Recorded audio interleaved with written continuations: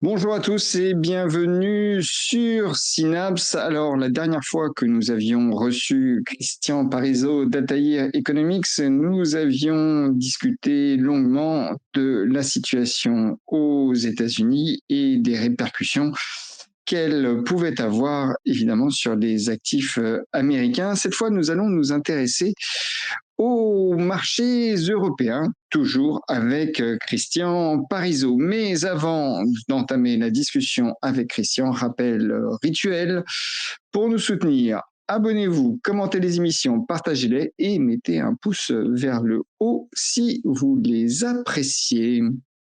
Christian, bonjour. Bonjour. Les marchés actions européens ont surperformé depuis le début de l'année.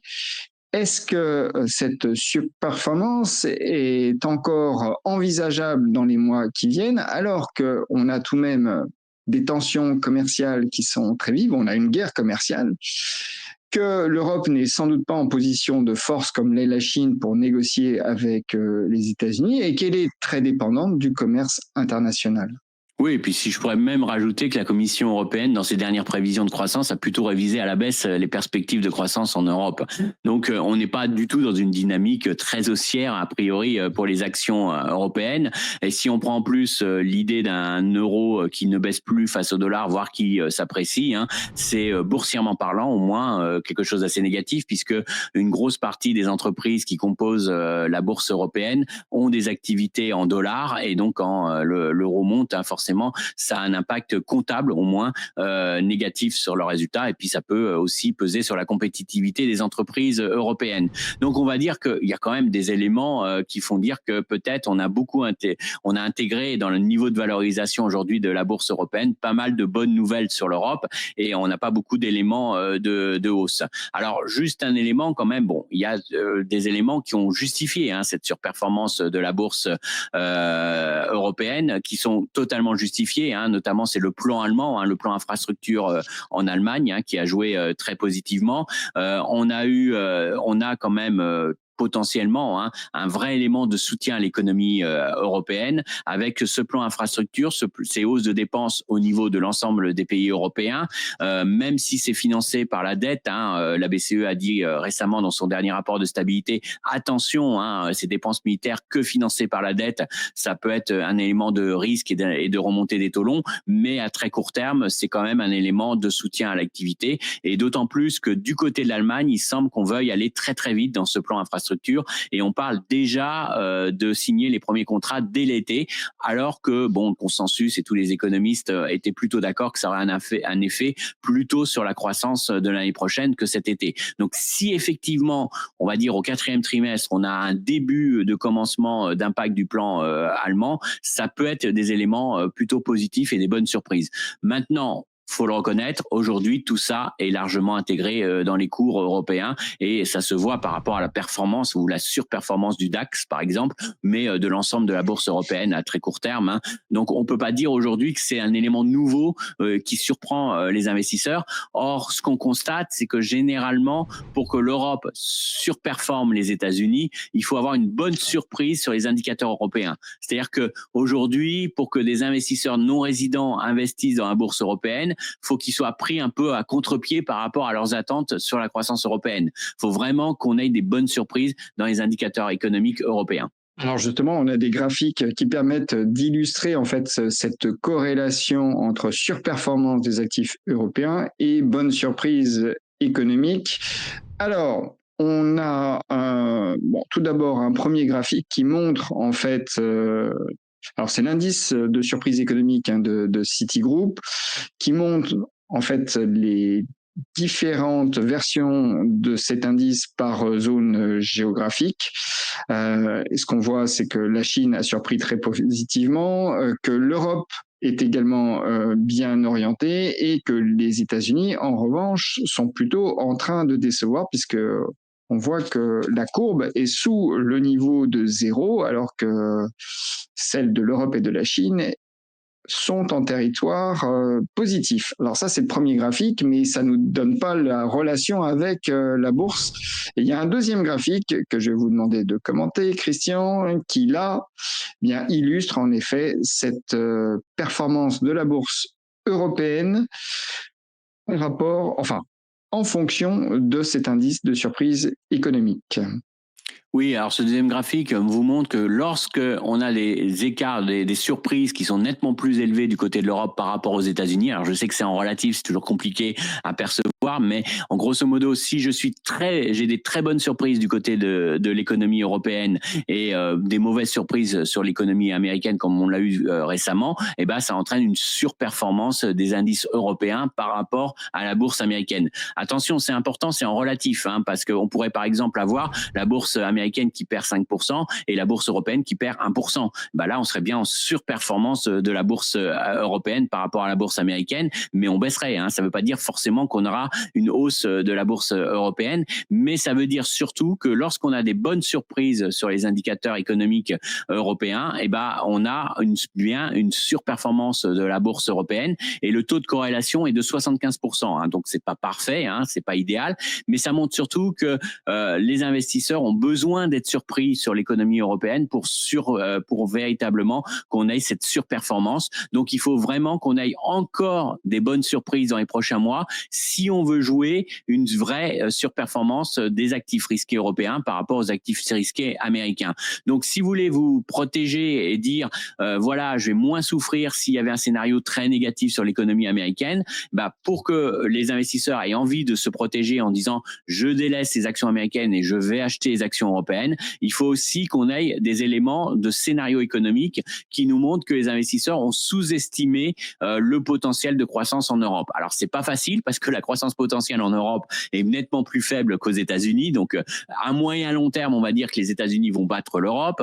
Vous connaissez le rapport Draghi, vous savez tout ce qui a été dit sur la productivité en Europe qui est beaucoup plus faible qu'aux États-Unis en tendance. Ça ne veut pas dire que ponctuellement sur un point ou deux, on peut pas avoir quelque chose qui s'inverse, mais on sait qu'à moyen terme, quoi qu'il arrive, la bourse américaine a quand même un élément de support qui est une croissance potentielle des États-Unis qui est beaucoup plus forte qu'à l'Europe. Mais attention, conjoncturellement, ponctuellement, on peut avoir des bonnes surprises. Alors le seul problème, je vous le disais, c'est que la thématique défense, plan d'infrastructure au niveau de l'Allemagne, c'est quand même archi connu, archi intégré dans les marchés, et je vois pas les marchés je vois pas les marchés actions être surpris parce que d'un seul coup on nous annonce que on fait des dépenses publiques en Allemagne. C'est quand même en grande partie intégré.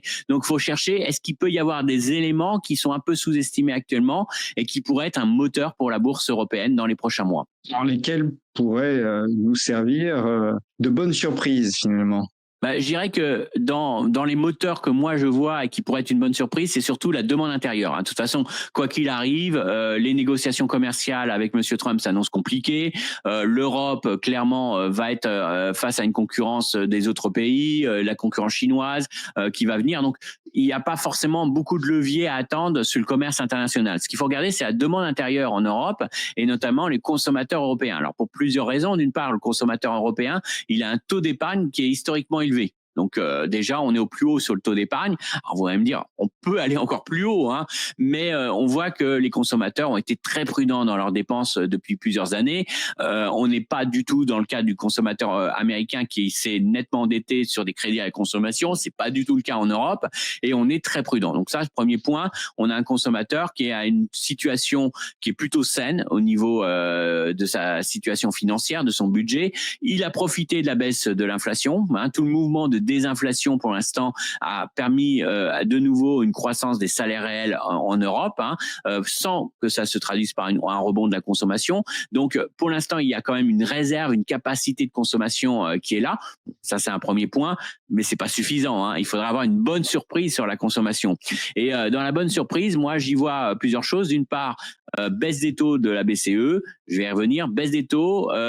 Un euro fort. Alors un euro fort, c'est négatif pour les entreprises, certes, qui sont à l'exportation, mais c'est positif pour le consommateur européen qui paye moins cher ces biens importés. Donc ça peut aussi soutenir la consommation, hein, donc cet environnement. Et puis dernière chose, baisse des prix de l'énergie et notamment baisse des prix du pétrole, qui lui est quand même un vrai élément positif pour les ménages européens en termes de budget. Alors on revient sur la baisse des taux de la BCE, c'est un point important parce que ce qu'on constate, c'est que la distribution de crédit est en train de reprendre en Europe, et notamment les crédits pour l'achat de biens immobiliers.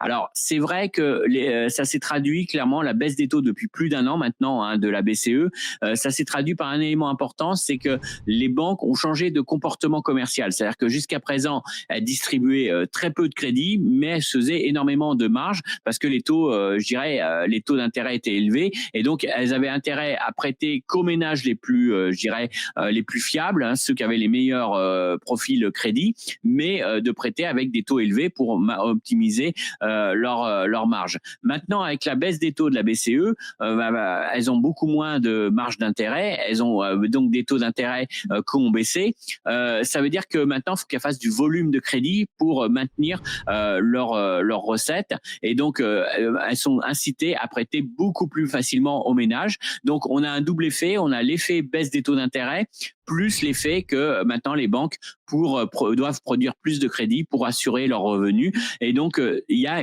véritablement un assouplissement des conditions de crédit pour les ménages, et notamment pour les crédits immobiliers.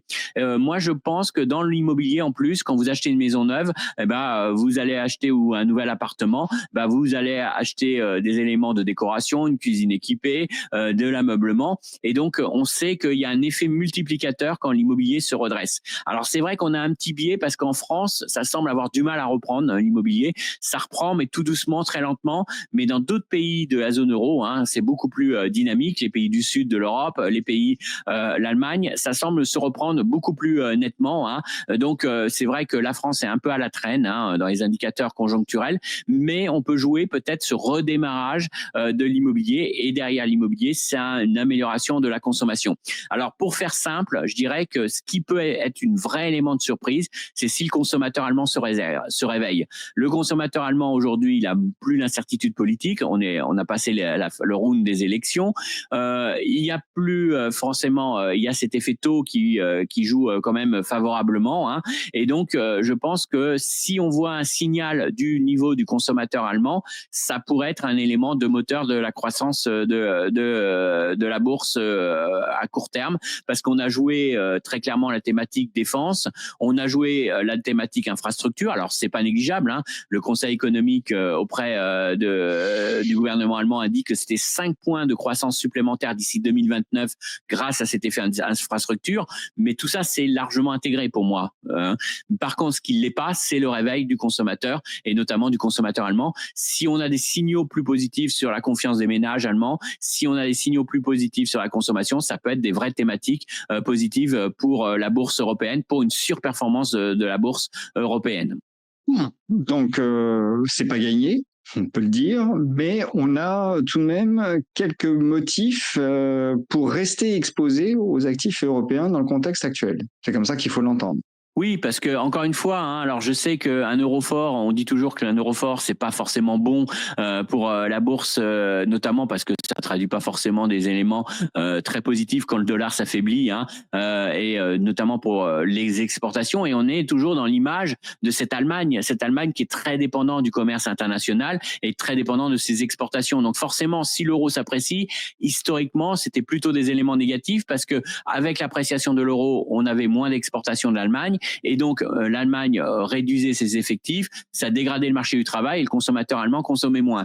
Donc, c'était un cercle assez négatif, hein, quand on avait une hausse de l'euro. Mais là, je pense qu'on peut peut-être un peu changer de modèle d'analyse. C'est que on a quand même ce soutien du plan allemand. Alors, encore une fois, c'est intégré, mais c'est un vrai soutien pour l'économie, hein. Donc, ça va permettre quand même d'alimenter le marché du travail, d'alimenter la croissance allemande, parce que les infrastructures, c'est quand même des emplois supplémentaires, c'est quand même même des éléments positifs. Donc, on peut avoir un marché du travail qui est beaucoup moins sensible que par le passé à une éventuelle dégradation des exportations allemandes. Et puis surtout, entre la baisse des taux et le fait que l'appréciation de l'euro et la baisse des cours du pétrole, c'est quand même un élément qui redonne du pouvoir d'achat aux Européens globalement et aux Allemands en particulier.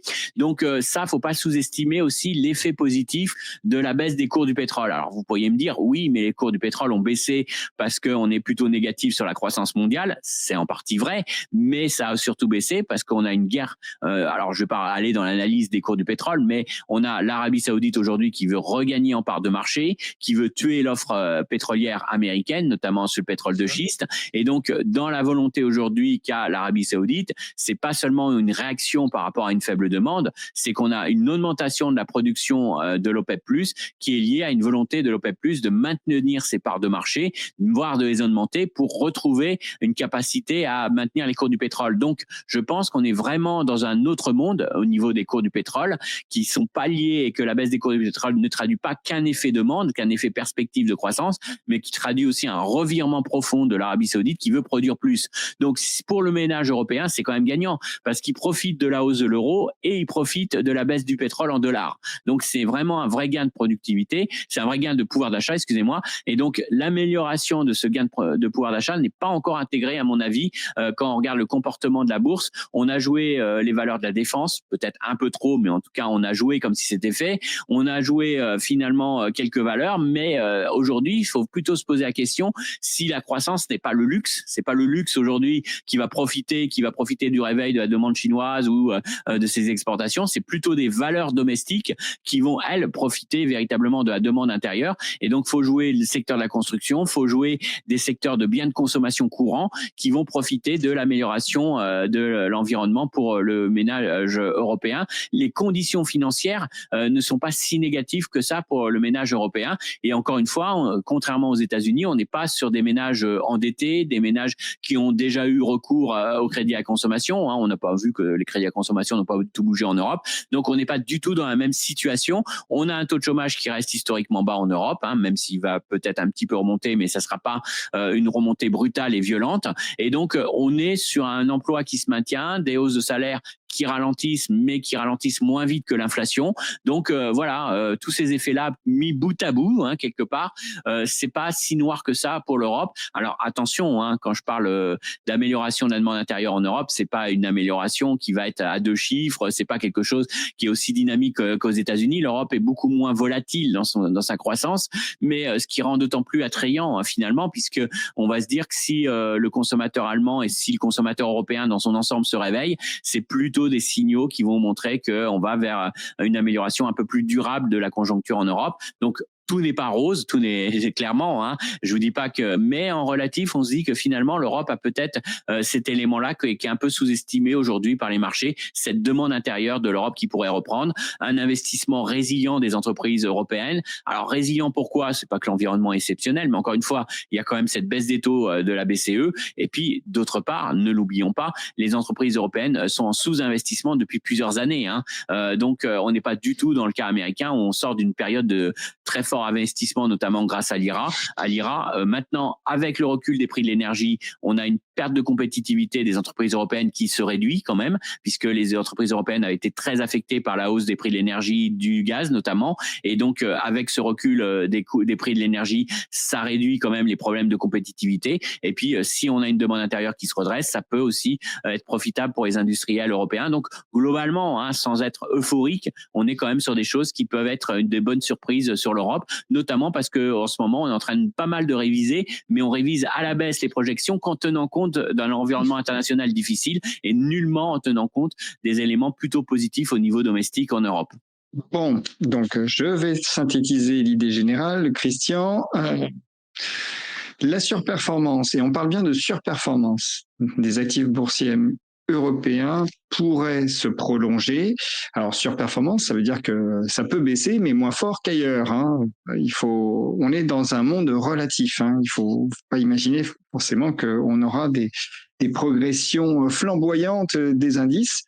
Mais quand on construit un portefeuille, eh bien, on essaie de répartir les risques et on essaie d'aller là où on pense qu'on va le moins souffrir. Et vous dites que finalement, l'Europe est pas si mal loti que ça. En tout cas, il y a des motifs d'espoir qu'on peut espérer, puisque la condition pour que l'Europe surperforme, c'est qu'elle ait des surprises économiques plus importantes et plus nombreuses qu'on note aux États-Unis.